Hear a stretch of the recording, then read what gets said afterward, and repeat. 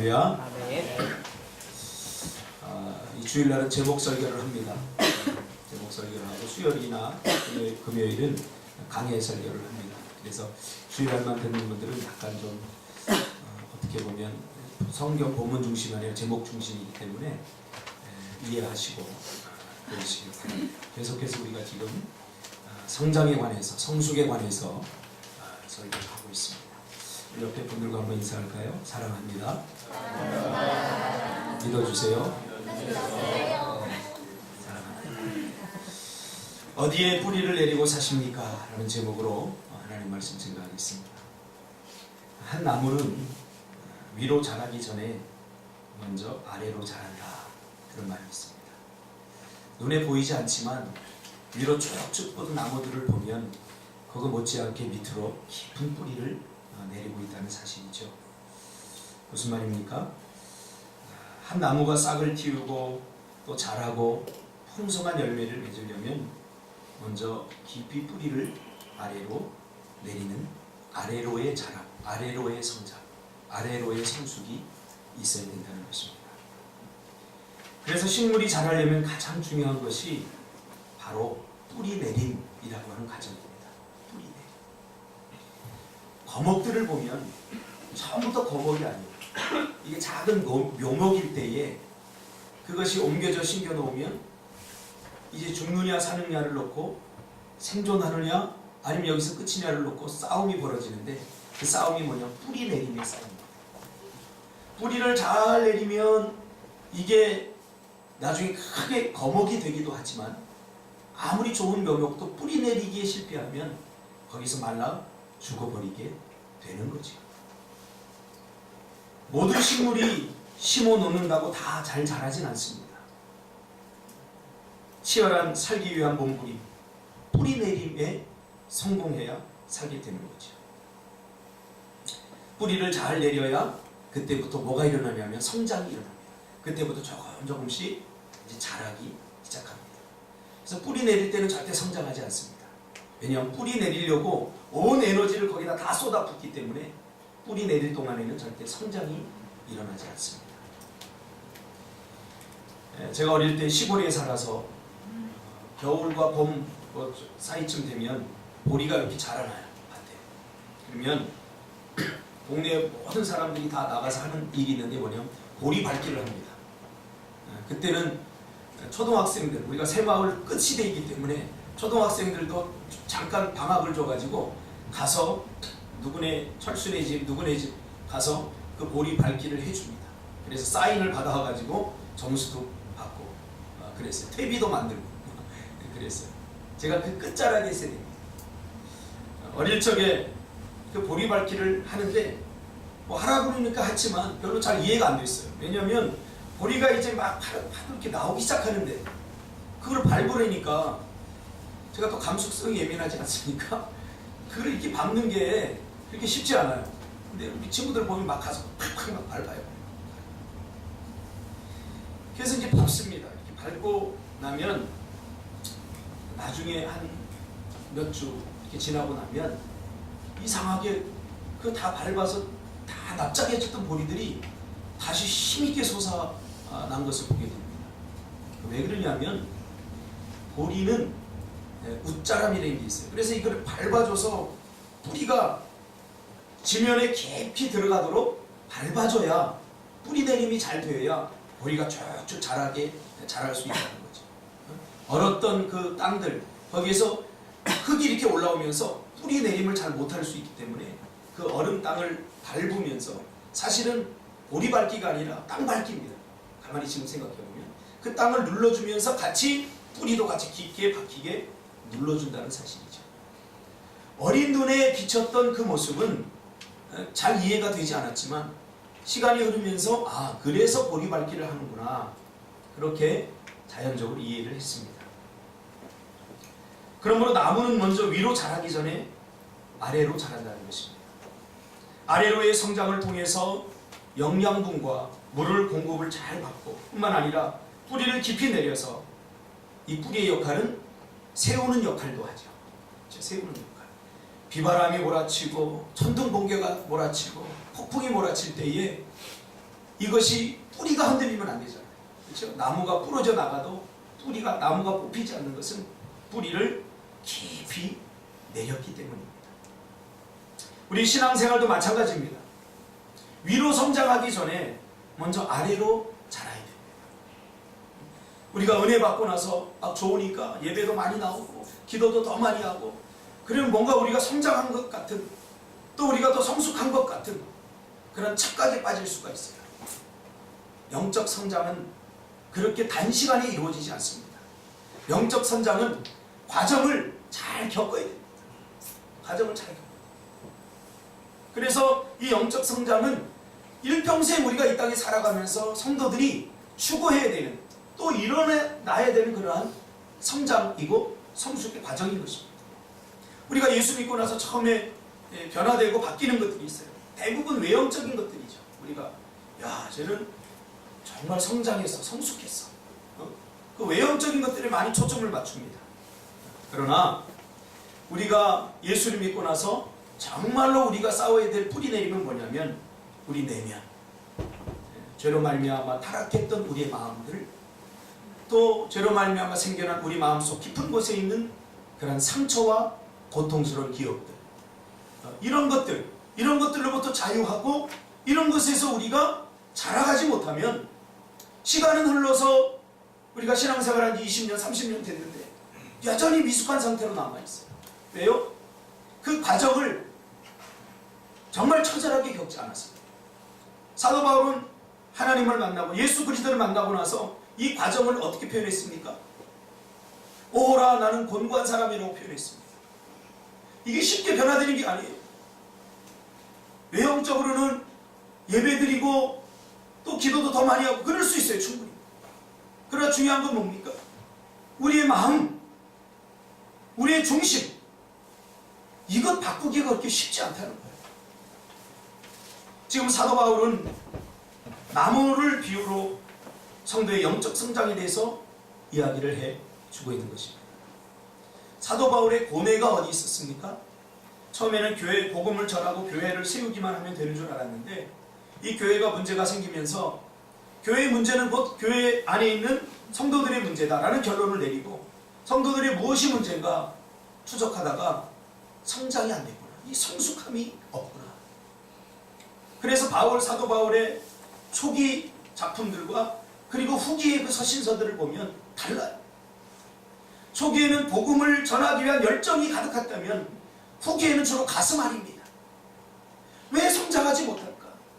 더 자라야 되는데, 더 성숙해야 되는데, 나무를 심어놨으면 이 뿌리 내림이 잘 돼서 성장해서 열매를 주렁주렁 맺어야 주인이 기뻐하는데 열매를 맺지 못하고 서로 교회 안에서 갈등이 일어나고 미워하고 시기하고 예수 믿는 사람들이 세상 사람들로부터 손가락질 당하고 이런 것을 보면서 가슴앓이가 시작되는 거죠. 이게 아닌데, 이게 아닌데. 오늘 우리의 신앙도 마찬가지입니다. 한국이라고 하는 이런 토양에서 우리가 신앙생활을 하다 보면 우리 한국 교회는 외형을 주로 중시하는 그런 문화지 않습니까? 그래서 기도 안 하던 사람이 더 많이 하고 예배도 자주 나오고 그러면 이걸 하나의 신앙의 성장의 한 모습으로 보기도 합니다. 물론 틀린 말은 아닙니다. 그러다 보니까 교회에 더 자주 나오고 열심히 하고 이런 사람들을 성장한 사람이다, 성숙한 사람이다 이렇게 생각을 해서 중요한 일도 맡기다 보니까 문제가 생겨버려요. 왜요? 내면의 성장이 안 돼요. 내면의 성장. 열매가 없는 거예요. 열매. 나무는 커서 뭔가 사람들이 기대하고 갔는데 열매가 하나도 없어요. 교회 다닌다고 해서 저 사람 뭔가 다르겠지 하고 갔는데 가보니까 열매가 없는 거예요. 이것이 오늘 우리의 한국교회가 직면한, 그리고 저와 여러분이 직면한 가장 큰 문제 아니겠습니까? 뿌리 내림. 위로 자꾸 자라려고 하지 말고 밑으로 먼저 자라야 됩니다. 세상 말로 인격의 성숙, 마음의 변화, 성품의 변화, 이것이 먼저 되지 않는 위로의 자람은 굉장히 위험할 수 있습니다. 굉장히. 포아풀이라고 하는 식물이 있습니다. 주로 열대지방, 사막이나 광야 1년에 뭐 비가 내려봤자 뭐 한 20mm도 안 되는 그런 사막이나 광야에서 주로 자라는 식물인데요. 주로 미국의 이 중서부 쪽에서 자라는 식물인데, 그 척박하고 황폐하고 메마른 땅에서 말라 죽지 않고 이 식물이 크게 자라면 50cm까지 자란다고 합니다. 약간 로뎀나무 비슷한 것 같아요. 로뎀나무, 우리가 엘리야가 그 쉬었던 로뎀나무가 저는 큰 나무인 줄 알았는데 가보니까 무슨 한 요만한 나무더라고요. 요만한 풀 같은 나무라고 볼 수 있는 풀보다 풀이 조금 더 크면 자라는 그 정도 나무밖에 안 되더라고요. 아마 이 포화풀이라고 하는 나무도 식물도 그런 것 같아요.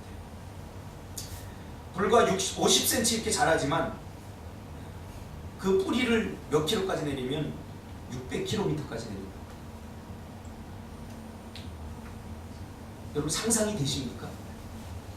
상상이 안 되죠. 그러니까 사막의 넓이가 얼마나 넓습니까?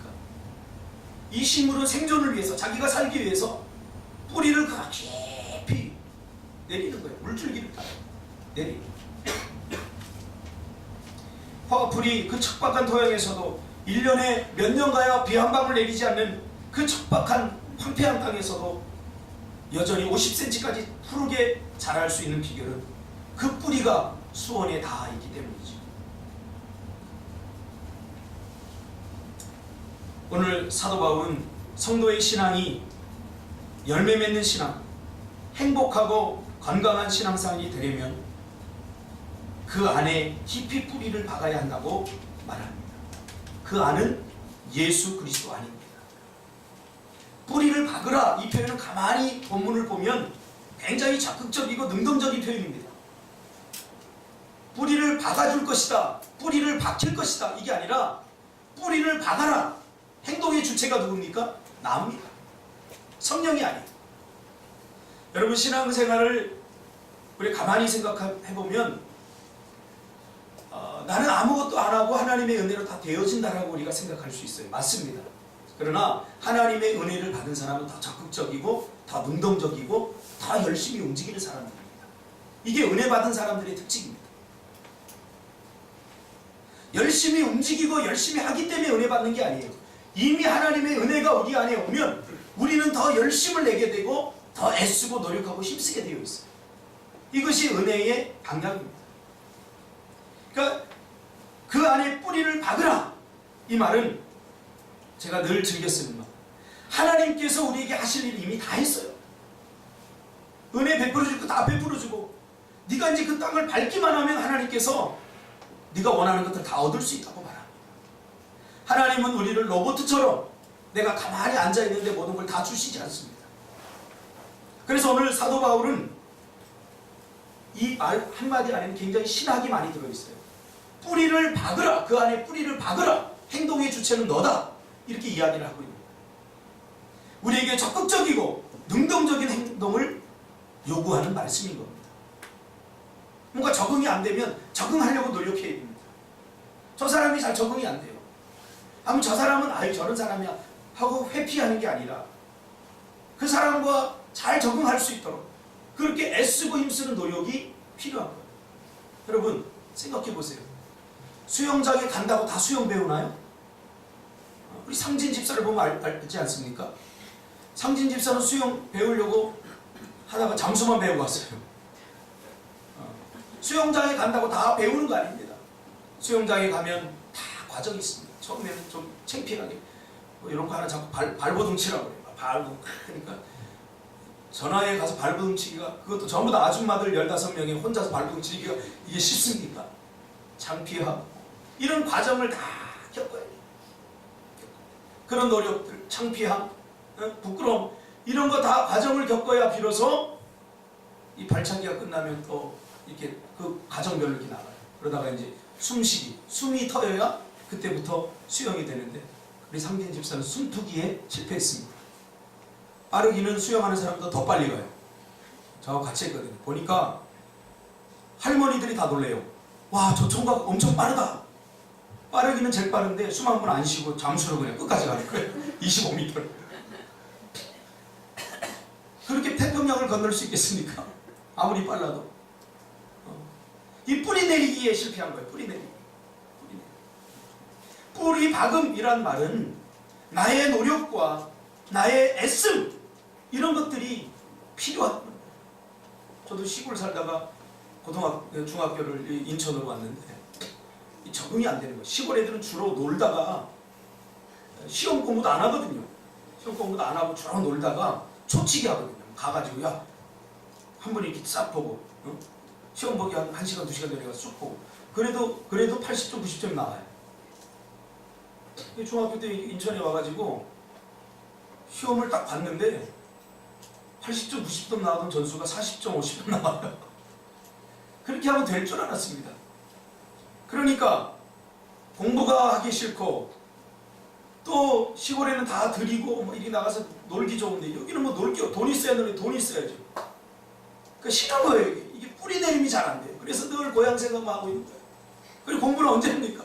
아 변경도 가고 싶다. 그 변경도에서 그래도 싸움 좀 했는데 여기 와서 보니까 개나 소나 다 나를 건드리죠. 일일이 다 싸울 수도 없는 거고. 뿌리 내림이 안 돼서 저 굉장히 혼란스럽습니다. 이게 중학교 3년을 보내요. 이거 다녀야 되나 말아야 되나. 그리고 약간 고등학교 1학년, 2학년 때까지 힘들다가 주님 만나고 나서 그때부터 이제 인천에 뿌리 내림이 시작돼요. 그때 깨달았어요. 아, 이게 자연이 되는 것이 아니구나. 수영장 간다고 수영을 배우는 게 아니고 인천에 학교 다닌다고 다 성공하는 것이 아니구나. 발버둥이 필요하구나. 적극적인 행동, 뿌리 박으라. 이 말은 적극적이고 능동적이고 수용하고 직면하고 그리고 힘써가 있을 노력이 필요합니다. 신앙생활은 하나님이 알아서 해주는 것이 아닙니다. 그러니까 이 표현은 결국 무엇을 염두에 두고 하는 표현이냐면 변화를 염두에 두고 하는 표현입니다.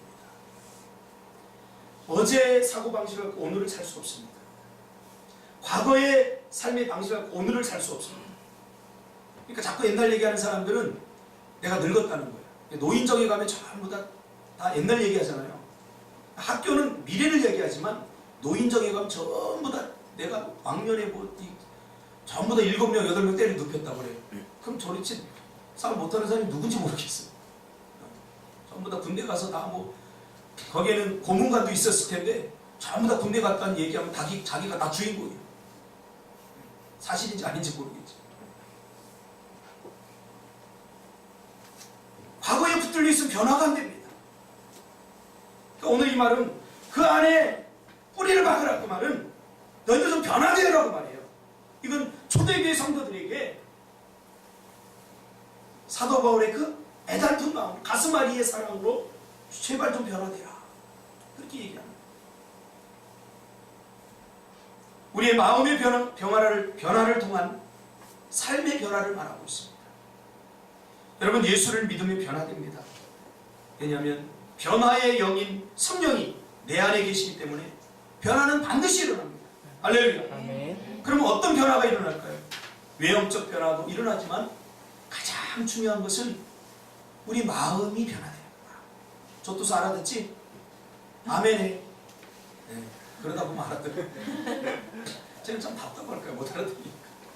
나도 미얀마 갔을 때 그랬어. 니네들 얘기하면 못 알아듣는다. 한 3년 고생이니까. 세상 모든 것이 다 변해도 마음이 변하지 않으면 아무것도 변하지 않아요. 제가 결혼하려고 할 때 양쪽 집에서 다 반대를 했어요. 집사람하고 교제하는데 우리 어머니는 우리 집사람이 그 여자인지 모르고 다른 여자라고 생각하고 절대 안 된다고 방해 안 된다고 얘기해요. 나중에 보여주니까 아 괜찮아 그랬는데 착각을 하신 거예요. 그리고 집사람 쪽에서는 예수 안 믿으니까 당연히 반대를 해요. 그래서 결혼 안 시키려고 집사람을 저 섬으로 다 귀양 보냈어요. 떨어뜨려 놓으려고. 그래서 나도 속상해서 그래 적자 세상에 여자는 많고 저 여자가 전부인가. 그리고 사랑하는 마음은 있지만 접으려고 했는데 이 마음이 이게 안 변하는 마음이 기도해도 안 되더라고요. 기도해도 근데 난 신학을 하고 나는 목회를 해야 되니까 이제 예수 처음 믿은 여자 한번 나중에 막 나를 설득하고 있는데 마음이 변하지 않으니까 아무리 애쓰고 힘써 안 되더라고요. 그때 깨달았어. 야, 마음이 중요하구나. 우리 인생이 변화되려면 환경이 중요한 게 아닙니다. 환경의 영향을 받을 수 있지만 가장 중요한 건 우리 마음. 그래서 주님은 우리를 변화시킬 때 제일 먼저 마음을 변화시켜 주셨어요. 변화되었습니다, 여러분. 이미 할렐루야. 아멘. 예수 믿었다면 이미 변화되었어요. 그리고 계속 변화되어 가고 있고 더 좋음으로 지금 변화되어 가고 있는 과정인데 이제 그만 변화되겠다는 거지. 그만. 여러분, 이게 참 비극이에요. 제가 결혼 생활 해보니까 여자들은 평생 변하더라고요. 잘 모르겠어요. 내가 과거에 이 여자인데 요즘에 저 여자는 좀 달라요. 그러니까 가장 어리석은 사람이 뭐냐면 이 사람은 그런 사람이 하고 그냥 점치고 사는 사람. 이게 가장 비극적인 사람이에요. 사람은 변화됩니다. 더 좋게, 더 멋지게 자꾸 변합니다. 하나님이 우리를 그렇게 만들어 놓으셨어요. 근데 저 사람은 절대 안 변해. 사실은 저 사람이 안 변하는 게 아니라 내가 안 변하는 거예요. 내가 변화되지 않는 나의 눈으로 저 사람을 보니까 검은 안경을 쓰고 보니까 다 검게 보이듯이. 그럼 너희는 이 세대를 본받지 말고 오직 마음을 새롭게 함으로 변화를 받아 하나님의 선하시고 기뻐하시고 온전하신 뜻이 무엇인지 분별하도록 하라. 굿은 배려가 될 수 있고 배려는 베스트가 될 수 있습니다. 왜 그 사람을 왜 자꾸 좋았던 과거의 사람으로만 점치고 사십니까? 그 굿은 배려가 됩니다. 더 좋은 사람이 됩니다. 배려는 베스트가 될 수 있어요. 이것이 삶의 흥분 아니겠습니까? 늘 똑같은 사람하고 산다고 생각해 보세요. 아유, 끔찍하지 않습니까? 양파껍질처럼 까도 뭐 새로운 게 자꾸 나오는 거. 이것이 우리들이더라고요. 그래서 나는 자꾸 긍정적으로 변화를 추구해. 자꾸 새로운 것을 추구해. 그것이 그리스도인의 사명입니다. 그러므로 우리가 변화를 경험하기 위해 반드시 필요한 것이 있는데 그게 뭐냐면 바로 마음을 날마다 새롭게 하는 작업이 필요합니다. 밭을 가꾸지 않으면 황무지가 되듯이 우리의 마음도 가꾸지 않으면 황무지가 됩니다. 별로 선한 것이 잘 나오지 않습니다. 시골에 살아서 시골에 이렇게 살다 보면 농사 짓는 걸 봐야 됩니다. 그럼 땅을 개간해서 척박한 땅을 개간해서 일구고 거기다 심으면 좋은 것들이 나오지만 아무리 멋진 땅도 한 1, 2년만 농사 안 지으면 잡초가 자라고 풀이 자라고 몹쓸 땅이 되어버립니다. 우리의 마음도 마찬가지입니다. 하나님께서 우리에게 좋은 토양을 주시고 예수 그리스도라고는 좋은 토양을 주셨지만 우리가 그 마음을 가꾸고 멋지게 날마다 새롭게 하지 않으면 잡초가 자라고 몹쓸 토양으로 바뀝니다. 그래서 아무것도 심을 수 없는다. 아무것도 심지 못하니까 아무것도 생산할 수 없지. 귤이 어떤 땅에 심겨지느냐에 따라서 극상품의 귤이 되기도 하고 아주 조그만 귤이 되기도 합니다. 시골에 가면 산에 감같이 생긴 요만한 게 있어요. 그걸 백령도 말하는 겸이라고 그러는데 요만한 거. 이게 뭐냐면 감이에요. 감이 척박한 토양에 심겨지니까 자라지 못하고 감이 요만해지는 거예요. 맛있을 때 달아요. 까마귀들이 주로 먹는 거. 근데 이 감나무가 아주 좋은 토양에 심겨지면 큰 감 열매를 맺을 수 있는 거예요. 우리는 이미 예수 그리스도라는 좋은 토양에 심겨져 있어요. 그럼 중요한 게 뭡니까? 뿌리를 내야 된다는 거예요. 뿌리. 변화를 경험하기 위해서 가장 중요한 건 날마다 마음을 새롭게 하는 그런 나의 헌신, 나의 수고, 작업이 필요합니다. 나의 마음을 날마다 새롭게 함으로 우리는 변화를 경험하고 누리게 되는 거죠. 제가 가지고 있는 작은 소망 중에 하나가 우리 교회가 토요일이나 주일에 이렇게 요 근교에 나가서 농사도 좀 지어보고 같이 불때서 밥도 해먹고 그런 걸 제가 꿈꾸고 있어요. 그래서 마침 또 여기 시흥 쪽에 땅이 하나 나가지고 한 300평 땅이 나가지고 어제 상진 집사하고 갔다 왔어요. 여긴가 저긴가 하면서 보다가 보니까 와, 땅이 너무 좋아요. 그 밭을 농부가 갈아놨는데 뭘 심어도 잘 될 것 같아요. 기도하고 있어요. 그래서 감자도, 돼지 감자도 심고 고구마도 심고 토요일날 뭐 여기나 꼭 여기서 예배드리 됩니까? 가서 거기서 잔디 좀 반원씩 심어놓고 찬양하면서 예배하고 주일날 조그맣게 족구장도 만들어 족구도 하고 그 땅을 보니까 뭘 심어도 잘 될 것 같아요. 좋은 땅이에요. 만약에 그 땅에 나무가 심겨졌는데 자라지 못한다면 무엇의 문제입니까? 뿌리 내리지 못한다. 제가 알고 있는 사람 중에 정말 다루기 힘들고 어려운 사람이 있습니다. 죄송하지만 우리 교회 다니는 사람. 그 사람 때문에 골치 아파 죽겠어요. 그 사람을 설득하기가 가장 힘이 듭니다. 그 사람을 이기기도 가장 힘듭니다. 아무도 내가 하는 일을 방해하거나 하지 말라고 방해하지 않는데 이 사람은 결정적인 순간에 꼭 하지 말라고 방해합니다. 이 사람은 앞으로 제 인생의 가장 큰 걸림돌이고 장애물이 될 것 같아요. 누군지 아세요? 바로 저.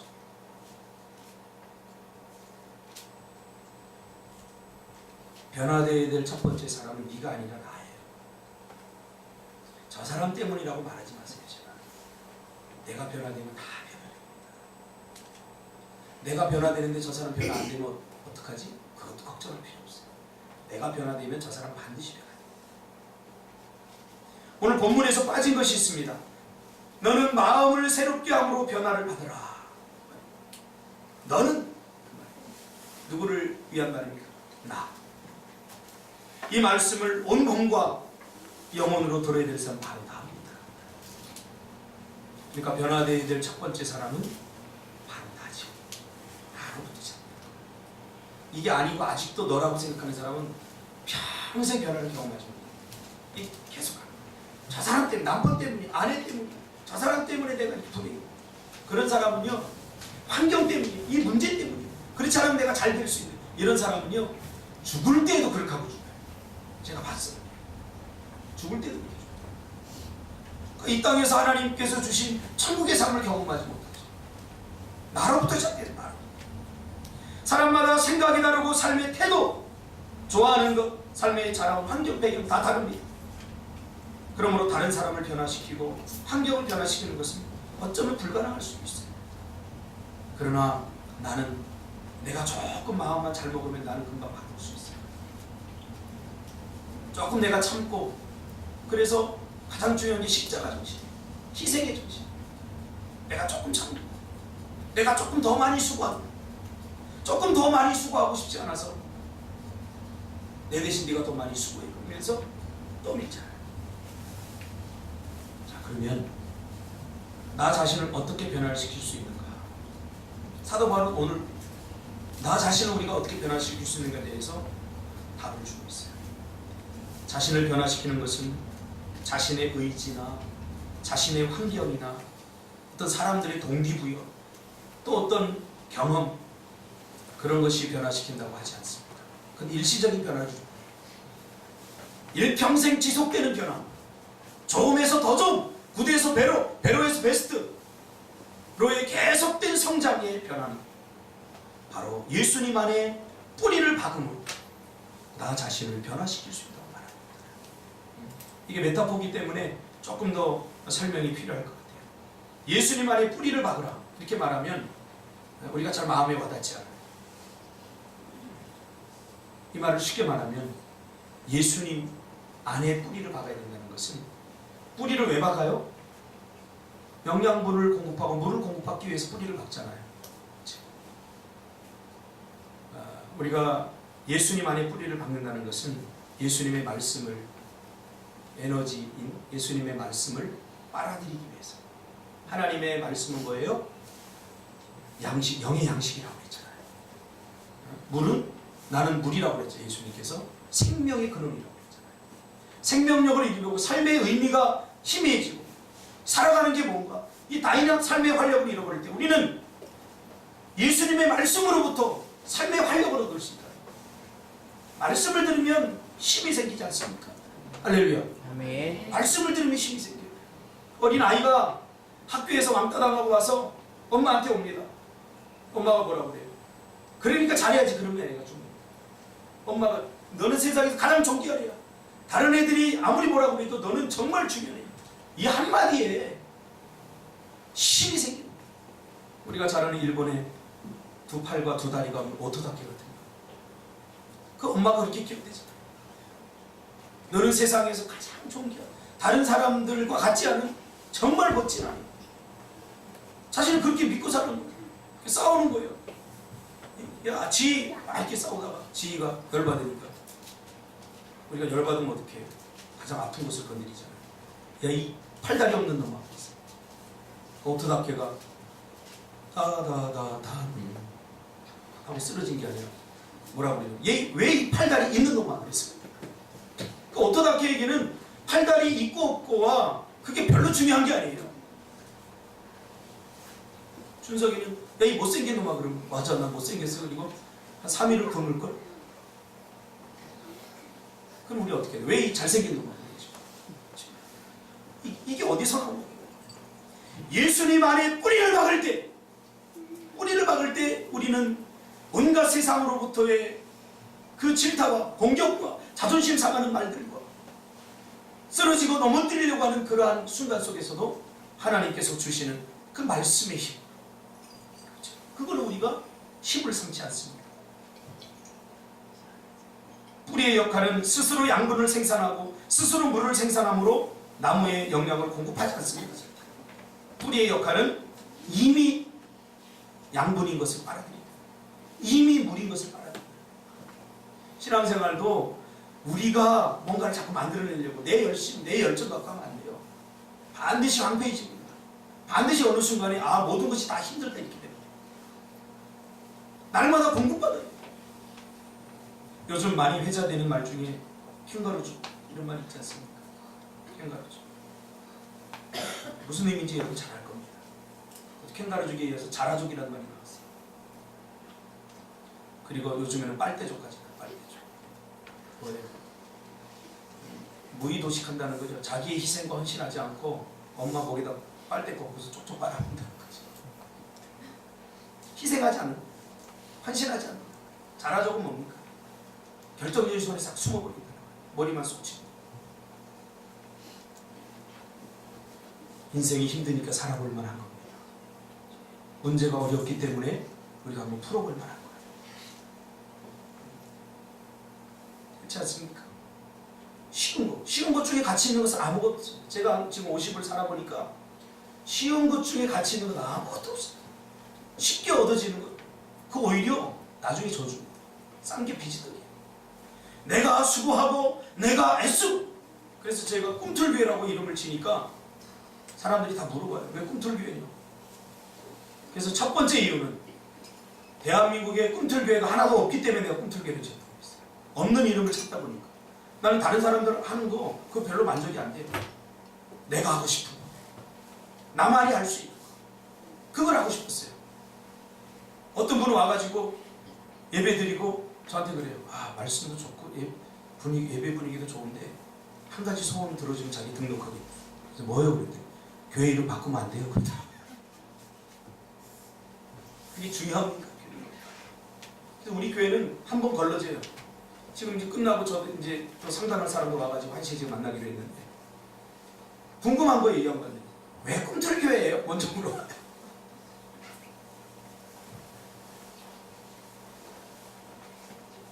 기독교 핵심이 뭔지 아세요? 대가를 치르라. 그냥 얻어지지 않아요. 힘수가 있어요. 저도 보니까 한 8년 목회하고 보니까 이 교회의 성장과 부흥이 그냥 이루어지지 않습니다. 지금 여러분들이 이렇게 희생하고 헌신해서 여기까지 옵니다. 아침에 새벽기도 나오다 보면 길이 깨끗해져. 어제만 해도 들어갈 때 쓰레기가 앞에 버려놓고 막 지저분한데 아침에 딱 나오면 깨끗해져 있어요. 우리가 잠든 사이에 누군가가 깨어서 그 거리를 쓰는 거죠. 우리 직원이 지금 고생하지 않습니까? 엄마가 저렇게 고생하고 자기 낳은 거 아무리 얘기도 몰랐을 거예요.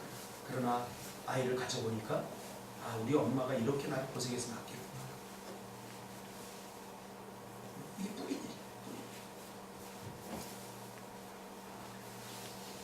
신앙생활은 입 벌리고 감이 떨어지기만을 기다리는 거 아닙니다.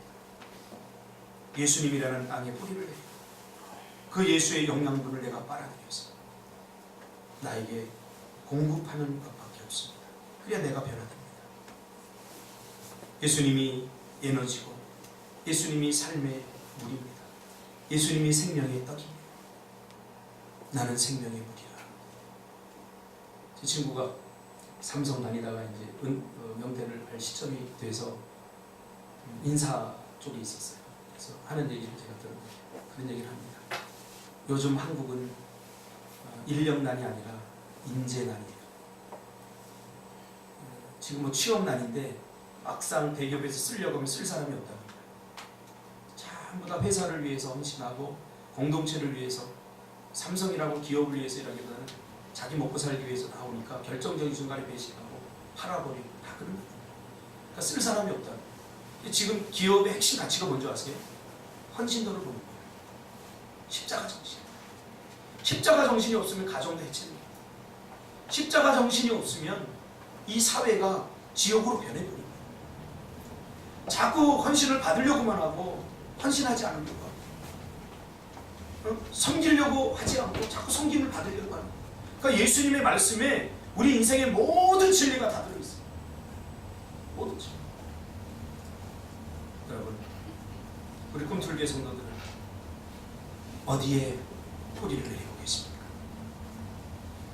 요 옆에 남천동이라는 곳이 있는데 한 20년 전에 대한민국을 떠들썩하게 했던 사건이 일어났습니다. 뭐냐면 한 마을에, 작은 마을인데 70%의 사람들이 암으로 죽어갔어요.